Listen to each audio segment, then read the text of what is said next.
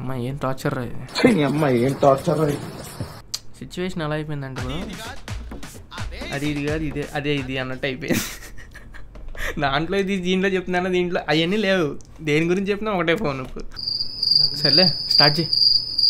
Hi friends, welcome back to the channel. ఈరోజు మనం Vivo T3 గురించి మాట్లాడదాం. ఏం చెప్పాలో కూడా తెలియట్లేదు, నవ్వు వస్తుంది అసలు ఈ వీడియో మాట్లాడాలనుకుంటే. నిన్న కాదు మొన్న మనం iQOO Z9 unboxing review and camera review check చేసుకున్నాం. ఇప్పుడు వీళ్ళు వివో T3 అని చెప్పని లాంచ్ చేశారు. ఒకసారి స్పెక్స్ చెప్పేస్తా క్లియర్గా, ఒక బడ్జెట్లో చెప్పేసుకోవచ్చు. 6.67 inch full HD plus AMOLED display ఉంటుంది. 120 Hz రీఫ్రెష్ రేట్ ఉంటుంది.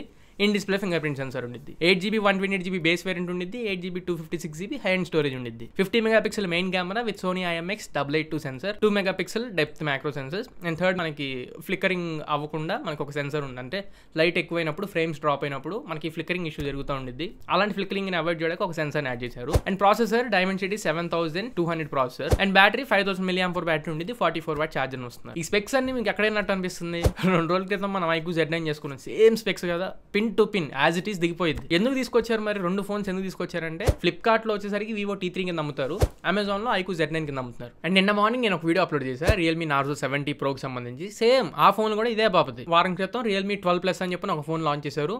తర్వాత వెంటనే కొద్ది గ్యాప్ ఇచ్చేసి Realme Narzo 70 Pro అని చెప్పని. Realme 12 Plus ఏదైతే మీరు ఫోన్ చూస్తున్నారో same phone Realme Narzo 70 Pro, just design change చేస్తారు. సేమ్ ఇప్పుడు మనం iQOO Z9 లో వివో T3 లో ఎలా చూస్తాం, వీళ్ళు కూడా అంతే. అలా వేరే బ్రాండ్ నుంచి కాంపిటీటర్ కనపడకూడదు. అమెజాన్ లో ఉన్నప్పుడు iQOO Z9 అని చెప్పని, ఫ్లిప్కార్ట్ లో వివో T3 అని చెప్పని కనపడాలి. సో అటు తిరుగు ఏదైనా కానీ ఎన్ని మోడల్స్ చూసుకున్నా కానీ ఐదర్ వివో ఆర్ iQOO, ఈ రెండిట్లో మీరు ఒక బ్రాండ్ ని పిక్ చేసుకుంటారు. చివరికి ఇక్కడ కన్ఫ్యూజన్ లో పడేది ఎవరంటే ఆడియన్స్. అండ్ ఈ వివో T3 లో ఒకవేళ స్పెసిఫికేషన్స్ కనుక డిఫరెంట్ గా ఉండి కొంచెం ఇంట్రెస్టింగ్ అనిపిస్తే మాత్రం ఆ మొబైల్ కూడా తెప్పిద్దాము అండ్ అన్ని రకాల దాన్ని కూడా చెక్ చేసి మీకు వీడియోస్ చేద్దాం అనుకున్నా.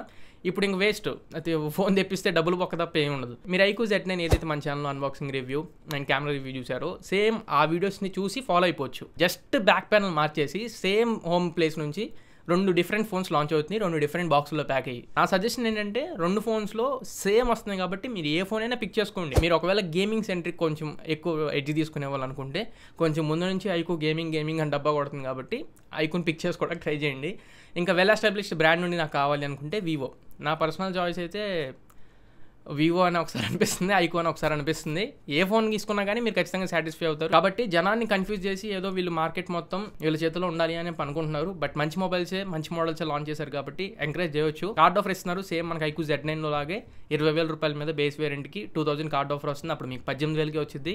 18,000 రూపాయల్లో కళ్ళు మూసుకొని మనం వివో T3 అయినా iQOO Z9 అయినా ఈ 2 ఫోన్స్లో ఏ మొబైల్ అయినా పిక్ చేసుకోవచ్చు. సో ఇది ఫ్రెండ్స్ ఓవరాల్గా iQOO Z9 అండ్ వివో T3కి సంబంధించి కంప్లీట్ ఇన్ఫర్మేషన్.